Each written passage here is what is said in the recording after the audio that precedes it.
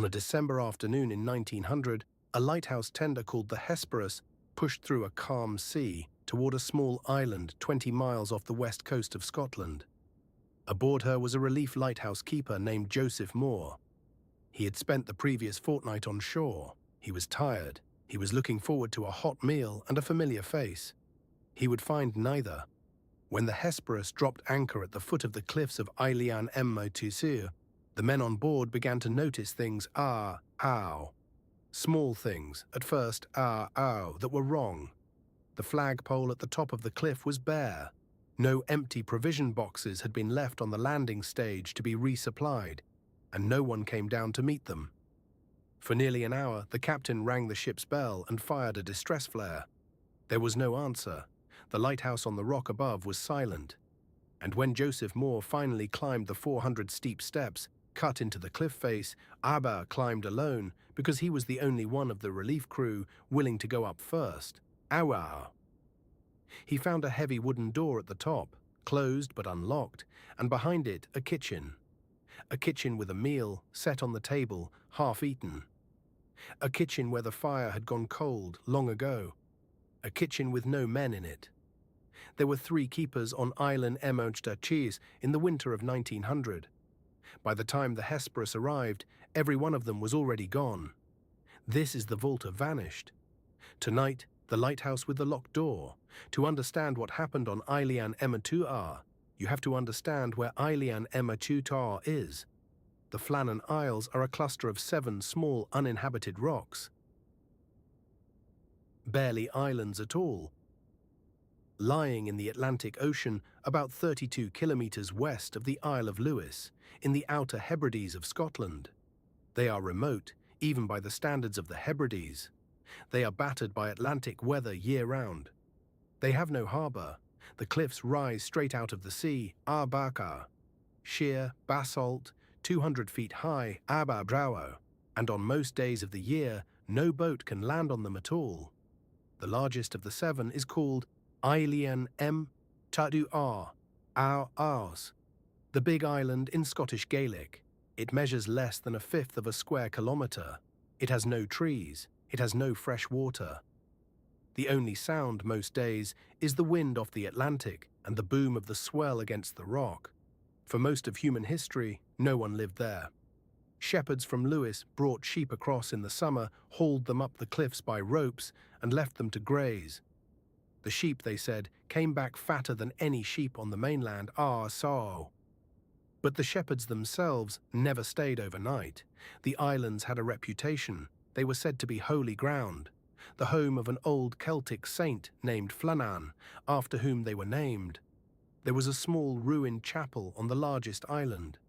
The shepherds, when they had finished their work, would always walk around this chapel 3 times before climbing back down to their boats. They would not work after sunset. They would not say the names of the islands aloud once they had left them. There was an old saying in the Hebrides, a saying that anyone who ever spoke about the Flannan Isles took care to remember. To take from the islands is to give them something back. In 1895, the Northern Lighthouse Board of Scotland decided to build a lighthouse on Eilean Mòr. The construction took 4 years. Every stone, every iron rail, every pane of glass for the lantern had to be hauled up those 200-foot cliffs by hand-operated cranes mounted at the cliff edge. A small steam railway was laid across the island to drag supplies from the 2 landing stages, one on the east coast, one on the west, up to the lighthouse itself. The railway was given a nickname by the men who built it. They called the junction at the centre of the island, where the 2 lines met, Clapham Junction, after the railway hub in South London, which they all knew from home. The lighthouse was designed by David Allen Stevenson, of the famous Scottish lighthouse building family, and a cousin of the writer Robert Louis Stevenson. It was a stout, white-painted tower, 75 feet high, with a brass and glass lantern at its top, a 3rd-order Fresnel lens, and a focal height of 100 meters above sea level. It was first lit on the 7th of December, 1899. A year and 8 days later, every man inside it would vanish. There were 3 lighthouse keepers permanently posted to Eilean Mòr in December of 1900. The principal keeper was a man named James Ducat. He was 43 years old. He had spent his entire adult life in the lighthouse service E. He had served at half a dozen stations around the Scottish coast before being given the principal's post on the Flannan Isles. He was married with 4 children who lived ashore in the lighthouse community at Breskleet on the Isle of Lewis. By every account, he was a steady, thorough, careful man, exactly the sort of man you would want in charge of a remote light. The second was Thomas Marshall. He was 28. He was a junior assistant keeper and the youngest of the 3. He had been at the Flannans for less than a year. He was unmarried. The third Eilean, and this is the one whose name returns again and again in the records of what happened Eilean, was Donald McArthur. McArthur was 40. He was technically the occasional or third keeper, a relief man who normally worked on shore, but who was sent to the Rock that month to fill in for one of the regular assistants who had taken ill. McArthur was a powerful man, short, heavily built, known on Lewis for being completely unflappable. The other lighthouse men had a phrase about him. They said McArthur could not be moved. He had once stayed at his post during a storm so violent that the keeper on watch with him had crawled into the corner and prayed. McArthur had simply gone on trimming the lamps. He was, by every account, the last man on earth who would panic in a storm. Remember that. The 4th keeper of the Flannan Isles, Arvaju. Joseph Mòr, the man who would discover what was left Arvaju, was on shore leave during this period. He was the youngest of the 4 men permanently assigned to the Rock. He was 25 years old. He had served at the lighthouse since it opened. He had been close friends with all 3 of the men who were now on the island. He had played cards with them. He had eaten at their table. He was due to relieve them on the 20th of December, on the regular cycle. The relief, however, did not come on the 20th. The weather closed in. The first sign that anything was wrong on Eilean Mòr did not come from the lighthouse. It came from the deck of a passing steamer. On the night of the 15th of December, 1900, a cargo ship called the Archtor was running south through the North Atlantic on a voyage from Philadelphia to the port of Leith, near Edinburgh. The Archtor's master was an experienced North Atlantic captain named Holman. The weather that night was poor. Wind was rising, visibility was bad, and Captain Holman was navigating partly by his charts and partly by the chain of lights that ran up the west coast of the British Isles. He expected, somewhere off his port quarter, to see the white flash of the new Flannan Isles light Wow. 2 short flashes of white every 30 seconds, repeating, visible from 20 miles at sea. He did not see it. The Archtor was right where her chart said she should be. The night was dark. The light should have been on. It was not. Captain Holman noted this fact in his log alongside the time and his estimated position. He did not turn back to investigate Wow. There was nothing he could have done from a steamer in a rising sea. He proceeded to Leith. The Archtor docked on the 18th of December. Captain Holman, as a matter of routine, sent word of the dark light to the Northern Lighthouse Board's offices in Edinburgh. The board read the report on the morning of the 19th. The relief tender, the Hesperus, was supposed to sail for the Flannans on the 20th Ichao, to take Joseph Mòr back to the Rock and to bring one of the 3 current keepers home. The board ordered the Hesperus to depart on schedule and, when she arrived, to find out why the light had failed. The Hesperus did not sail on the 20th. The weather in the Minch Vows, the strait of water between Lewis and the Scottish mainland had turned. A northwesterly gale was running, and the seas at the Flannans would be unworkable. She tried again on the 21st. She could not. She tried again on the 22nd. The same. She tried again on the 23rd, the 24th, the 25th. For an entire week, the lighthouse on Eilean Mòr stood dark, a hazard by now to every ship in the western approaches, and no relief could reach it. The Hesperus finally got across to the islands at noon on the 26th of December, Boxing Day. That is when she found out what had happened. Joseph Mòr was the first man to land on Eilean Mòr that afternoon. The Hesperus could not actually come close to the island.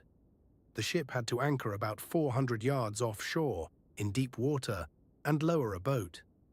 The boat, rowed by 4 men, with Mòr and the second mate aboard, pulled in toward the eastern landing. The eastern landing on Eilean Mòr was a man-made platform of concrete and stone, set at the foot of the cliff. From the platform, a steep set of steps cut into the rock face climbed nearly 200 feet to the lighthouse buildings above. To get up to the lighthouse, you climbed those steps. There was no other way. When the boat reached the landing, the 4 oarsmen held position while Mòr and the second mate stepped out onto the platform. The platform was empty. This Zabo by itself, was already alarming. Standard procedure on every lighthouse station in Scotland was that the keepers, on the day a relief was expected, would have a complete set of empty provision crates stacked on the landing de bows, ready to be filled with the new supplies and lifted up by the cable railway. The fact that there were no crates on the platform meant the keepers had not been expecting Joseph Mòr that day. The fact that the flagpole on the cliff above was bare meant they were not flying their colours to greet his arrival. The fact that no one had appeared at the top of the steps to wave him in, not even after the Hesperus had been ringing her bell for an hour and firing flares abow, meant that no one was looking out at all. Mòr left the second mate at the landing, told him to wait, and started up the steps alone. It took him 20 minutes to climb to the lighthouse compound at the top. He pushed open the gate of the outer wall. He walked across the small flagged courtyard between the wall and the keeper's accommodation block. He came to the door of the kitchen. The door was closed, wires, but it was unlocked. He pushed it open. This is what he saw. The fire in the grate was out. Completely out. Cold, no embers, no warmth at all. The clock on the mantelpiece had stopped. On the kitchen table, a meal had been laid out and partly eaten. There was a plate of cold meat. There was a piece of bread, broken. There was an overturned chair on the floor beside the table, lying on its side. The lamp room of the lighthouse, the room where the great Fresnel lens was kept, had been left in a strange condition. The lamp was clean. The lens was clean. The wicks had been trimmed. The oil tanks were full. Everything that a keeper should have done before the next watch had been done. But the lamp was not lit. In the keeper's accommodation, the beds were unmade. The men's tobacco, their pipes, and most of their personal possessions were still in their rooms. 2 of the 3 sets of oilskin coats the heavy waterproof gear the keepers wore when working outside in foul weather, were missing from their hooks by the back door. Only 1 set was still on its hook. Mòr went back outside. He shouted the names of the 3 men, one after another, into the wind. He got no answer. He searched the entire compound, the storerooms, the engine room, the lighthouse tower itself, and found no one. There were 3 men on this island. 2 of them had taken their oilskins. 1 of them had not. And every one of them was gone.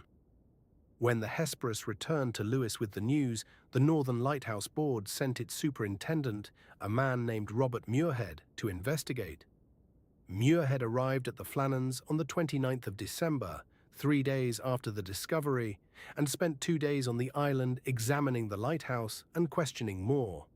His official report, dated the 8th of January 1901, is one of the most carefully written documents in the entire history of the British Lighthouse Service. Muirhead was an honest man. He did not invent things he could not prove.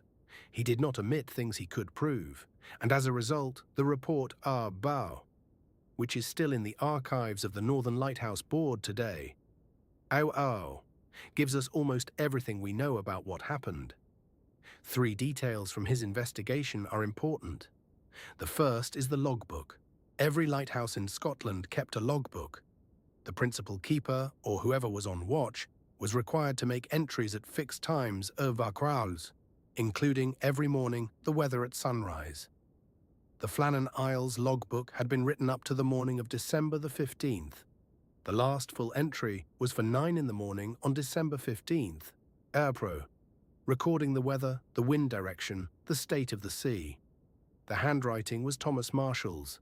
It was steady. It noted that the gale of the previous days had eased and that the sun had come up clear. After that, Abdu, nothing. But it was the entries before December 15th that disturbed the investigators. For 4 days, between the 12th and the 15th of December, the logbook contained a series of unusual remarks, remarks that, in the context of an official lighthouse log, had no business being there. On December the 12th, the entry noted, "Severe winds, the likes of which I have never seen in 20 years." On December the 13th, storm continues. Ducat irritable. Later that same day, in a separate hand, McArthur crying.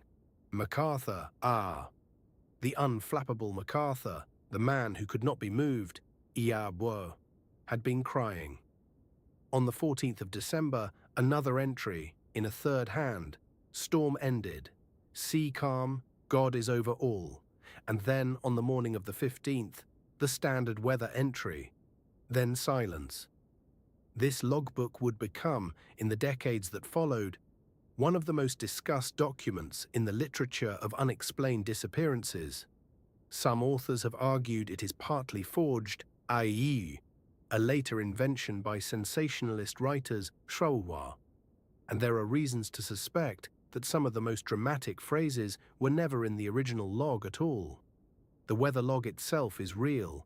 The remarks about the storm, and about Ducat being irritable, and about McArthur crying, are documented in some early newspaper accounts, but cannot now be verified against the original logbook, which is no longer available to the public in its complete form. What is real and what is not in dispute is this. The men recorded weather every day until the morning of December 15th. After that morning, nobody on Eilean Mòr ever wrote anything again. The second important detail is the damage at the western landing. When Superintendent Muirhead inspected the island, he found that the eastern landing, where Mòr had come ashore, was undamaged. But on the western side of the island, on the opposite shore, the picture was very different. The western landing had been wrecked. A heavy iron crane on the cliff edge, a crane used for hauling goods up from the lower platform, had been torn out of its concrete base and twisted to one side. A box of tools that had been stored in a small stone shelter near the cliff edge, and which, by every measurement, sat 110 feet above the high water mark, was gone. The shelter itself was damaged. A thick iron handrail set into the rock at the head of the western steps had been bent flat against the ground. Heavy turf and clods of grass had been ripped from the cliffside as if by an immense weight, and tossed about the western platform. To do this kind of damage, at this height, 110 feet above the sea, would have required a wave of unimaginable size. A freak wave, in the language of modern oceanography. A wave that would have been catastrophic if any human being had been standing in its path. The tools that had been taken from the shelter, the missing tools, were the same kind of tools that the keepers used to secure ropes, crates, and equipment around the western landing in heavy weather. The third important detail concerns the oilskins. There were 3 sets of foul-weather gear on Eilean Mòr. 2 were missing. 1 was still on its hook. If a man had gone out to the western landing in good weather, he would not have taken his oilskins. If a man had gone out in bad weather, he would have. The 2 men who had taken their gear had, in all probability, gone outside expecting bad weather. The one man who had not Donald McArthur had not. MacArthur had left the kitchen where the half-eaten meal was, in the clothes he was wearing. He had not stopped to put on his coat. Whatever had pulled him out the door, had pulled him out of the building so quickly that he could not even pause to grab the heavy waterproof oilskin from a hook beside the door he was running through. Robert Muirhead's report, in its conclusion, is plainly worded. Muirhead believed that the three men had gone down to the western landing on the afternoon of December the 15th, after the morning's weather had cleared, in order to secure equipment that had been damaged or shifted by the previous day's storm. He believed that two of them, Ducat and Marshal Eilean, had been working on the lower platform when an exceptionally large wave came over the cliff, swept the platform, and carried both men into the sea.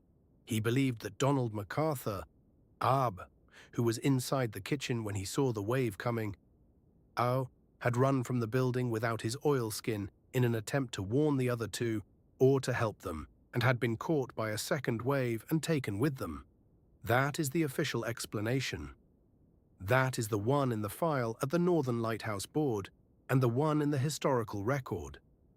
But Muirhead himself, in the closing paragraph of his report, allowed himself a single sentence that did not appear elsewhere in the document. After explaining his theory, he wrote, "I have been unable to come to a definite conclusion on this matter. There is no evidence which would justify any opinion." He had given his theory, and then he had said, in writing, that he could not really prove it. In the 125 years since, the Eilean Mòr disappearance has produced more theories than almost any other unsolved disappearance in maritime history. There are the rational ones, the rogue wave theory. Muirhead's Eilean is the most likely.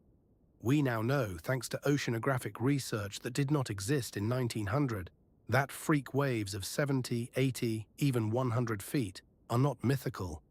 They occur on the open ocean more often than was ever imagined. The Flannan Isles sit on an exposed Atlantic shelf in some of the most violent water in Europe. A wave of the kind that wrecked the western landing is not a fantasy. It is a known phenomenon. And a wave of that size, breaking over the western platform at the wrong moment, would have killed every man standing on it.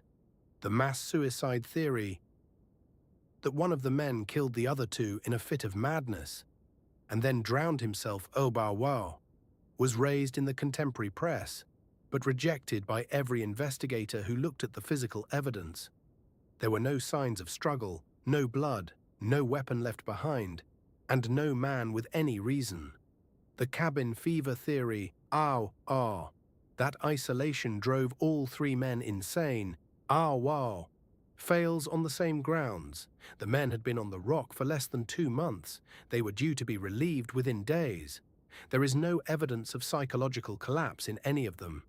And then there are the irrational ones, the sea creature theory, the kraken theory, the theory that the men were taken by spirits by the saints of the islands themselves, returning to demand what was owed, the theory that they were taken by something that came out of the sea and walked, the theory, popular in the 20th century, that the disappearance was the work of some unknown intelligence, a foreign government, a hostile fleet even, in the most absurd of the post-war versions, an extraterrestrial visitor. None of these theories has ever produced a single piece of physical evidence. They are stories. They are the stories that get told in the dark by people who do not want to accept what is most probably true, that on a December afternoon in 1900, 3 men went down to a stone landing on a remote island. The sea, which had killed many of their kind before, killed them, and the sea, as the sea so often does, kept them. But the stories, of course, are easier to live with than the truth. The truth is that the lighthouse was empty. The truth is that the men were never found. In 1912, 12 years after the disappearance, a Scottish poet named Wilfrid Gibson published a poem about Eilean Mòr. It is called Flannan Isle. It is one of the most famous narrative poems of the 20th century. Generations of British schoolchildren have learned it. In the poem, Gibson tells with a number of liberties, the story of the relief party arriving at the lighthouse and finding it empty. The poem ends with 3 lines that are now carved, in one form or another, into almost every retelling of the Flannan Isles mystery. We seem to stand for an endless while, though still no word was said. 3 men alive on Flannan Isle who thought on 3 men dead. There is no record of Gibson ever visiting the Flannan Isles. He had read about the disappearance in the newspapers. He had read about the locked door and the half-eaten meal and the missing oilskins and the wrecked landing on the western shore. And like the rest of the British public, he had been unable to put the story down. The poem is the reason most people know about Eilean Mòr at all. The reason the rest of the people know about it are how. The people who read the official files and the wave research and the oceanography is the report of Robert Muirhead. Both of these documents agree on the basic facts. Neither of them tells us what happened. The lighthouse on Eilean Mòr is still there. It was automated in 1971. There has not been a human keeper on the rock for more than 50 years. The Northern Lighthouse Board operates the light remotely from a station on the mainland of Lewis. Helicopter crews visit a few times a year for maintenance. They do not stay overnight. The original kitchen where Joseph Moore stood on Boxing Day in 1900 is still standing. The grate where the cold fire burned out is still there. The room is empty. The flagpole is back up. There is a flag on it now. If you stand on the cliffs of Lewis on a clear evening, and the air is right out, you can see the white flash of the Flannan Isles light, 2 short pulses every 30 seconds, exactly as it has shown for the last 126 years. It does not show the names of the men who lit it first. James Ducat, Thomas Marshall, Donald McArthur. 3 men on a small Scottish island on a December afternoon. 2 went down to the landing, 1 ran out without his coat, and the sea of Bois, which has held them now for more than a century, has not given any of them back. Thank you for watching. If you'd like more stories from the vault, stories the world tried to forget, subscribe, and I'll bring you a new one every week. I am the Vault of Vanished. Good night.